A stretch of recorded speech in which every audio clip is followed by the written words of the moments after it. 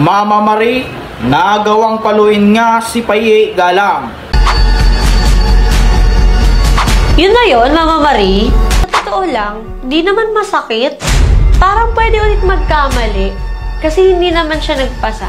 At tatandaan kamakailan nga ay pinagsabihan na nga ni Mama Marie si Paye Galang, lalong-lalo na si Ika nga. Pero hindi pa rin nagawang sumunod ito, kaya nga nagawang saktan ni Mama Marie. Sumugod na ako sa bahay ni Tony. Paano ba naman? Nagbubunga nga, madaling araw na. Sumasakit ngayon yung puson sa stress. Hinarap ko talaga agad yung yaya at kitang-kita sa CCTV na. Kararating niya pa lang dito pero sinalang niya agad yung mga damit sa washing machine. At hinalo yung puti sa itim, yung puti sa decolor. Kagulo-gulo na. In-explain ko na, hindi ako mayaman. Lahat ng bagay na makikita mo sa bahay, kahit simpleng damit, mamahalin, umura, hindi ako mayaman, pinaghihirapan ko yan, bawat piso. Kinausap ko na yan si Paye, si Ika at si Tyronia. Sinabi ko sa kanila na tulungan nila ang Mami Tony nila. Akala nila puro lang ako bunganga. Ang dami ko nang usap sa kanila na mahinahon, na malalaki na kayo at dapat maging responsable na kayo dahil sarili nyo ng bahay yan.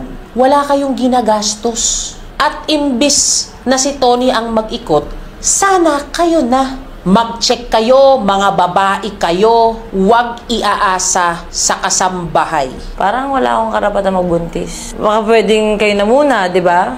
Sa mga Gen Z, iba na talaga ang parenting style ngayon. Mas mild na ang pagalit sa inyo. Lahat ng bagay nagbabago, kaya understandable yan. Iba ang way noon at ngayon. Pero matuto kayong maglaba ng panty nyo, ng tagus nyo. Mag-ikot sa bahay ninyo, makialam sa kalinisan sa paligid ninyo, lalong-lalo na ang daming kumakalat na virus ngayon. Para pagdating ng panahon na magkaroon kayo ng sarili nyong lugar, hindi kayo magmumukhang tanga. Paano kapag may kasambahay kayo? Hindi nyo alam kung anong imamando ninyo? Kahit magkasambahay kayo Para pagdating ng panahon, handa kayo.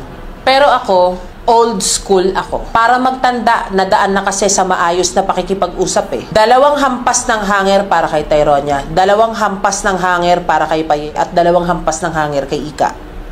Si Oni kasi, ka-video call ko nun. Tamang pakita lang siya sa akin ng mga ganap sa bahay.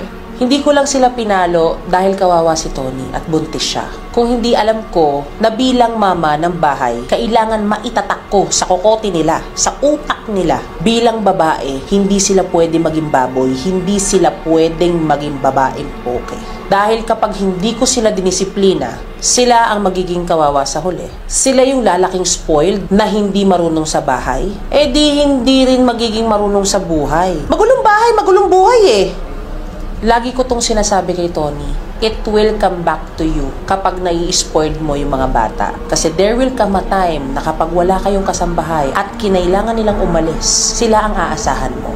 At ngayong may sitwasyon ka, tignan mo, hitams. Kaya sabi ko sa kanya, hayaan mo kung gawin to, huwag mo kong pigilan. Dahil hindi lang ito para sa kanya, kung hindi para sa mga babae namin sa bahay, even lalaki. Ayoko po talagang napapalo. Kahit sapit po, ang sakit. Naiintindihan ko po na kailangan na po talaga namin tumanggap ng palo kasi paulit-ulit na din po talaga kami. Dati po kasi pinapalo din po ako ng lola ko. Ang weird lang po kasi ang laki ko na po. Sa totoo lang, di naman masakit. Parang pwede ulit magkamali kasi hindi naman siya nagpasa. Yun na yun, Mama Marie. Lumapit ako kay Jowa para kumalma siya. Tapos, sabi niya, paluin din daw ako. Nag-withdraw ako sa labas. Di binigay ko na yung hanger, out na ako dyan.